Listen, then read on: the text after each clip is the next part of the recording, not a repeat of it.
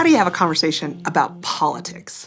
We know we're having a lot of them and we need to be having them, but so often we're not having them very well.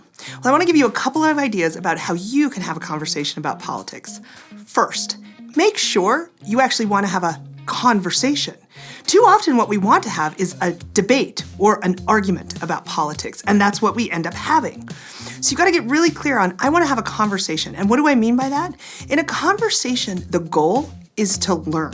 It's to listen, to learn, and to share for both parties, right? So if I'm not coming into that conversation really wanting to learn where you're coming from, what you think, what brought you to that conclusion, why you feel the way you do, then the chances are I'm going to end up having an argument or a debate with you. So I need to come into that conversation wanting to have a conversation.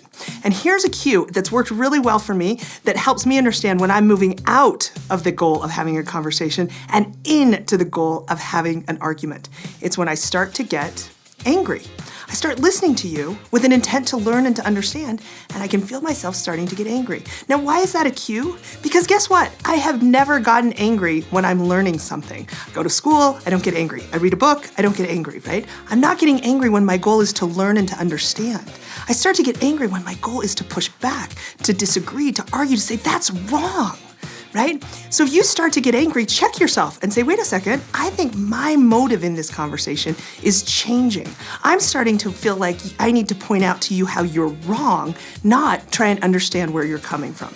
Okay, so that's the first big idea. Make sure that you're ready to have a conversation. Now, just because I say, hey, don't get angry, it doesn't mean you can't disagree with what the other person is saying, because absolutely that's part of a conversation. And what I've found is so helpful, especially intense, high-stakes conversations about politics that can get really emotional, it's helpful to have a couple of ways to disagree without being disagreeable. A couple of scripts or phrases that I tend to use. Someone says something, that's interesting. I have a different perspective on that.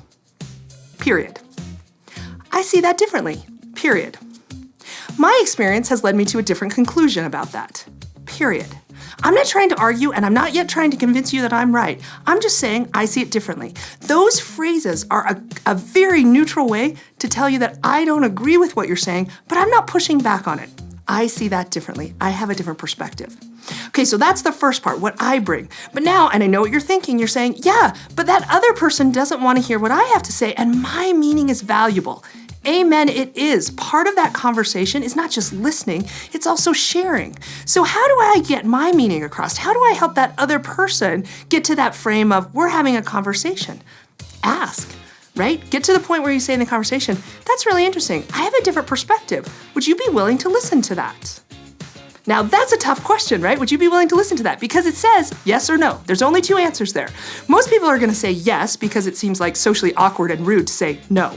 But if they do say no, great, you're done with that conversation. It's over because a conversation involves two people, and if the other person doesn't wanna converse, you're done.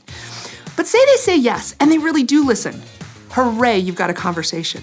More likely, and I know this is what you're thinking because we've all been in that conversation, they say, well, yeah, okay, I'll listen. And they start to listen with an intent to tell you how you're wrong, with an intent to tell you why they're right and how you're wrong.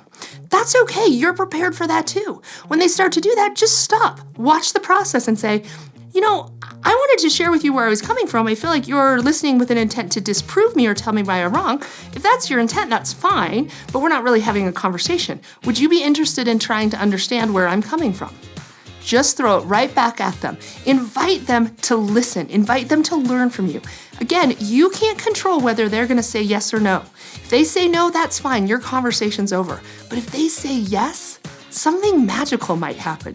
You might actually be able to have a conversation as a free flow of ideas. And that's what we need right now, more than anything. Thanks for watching. Visit vitalsmarts.com/say that for more tips and resources for speaking up when it matters most.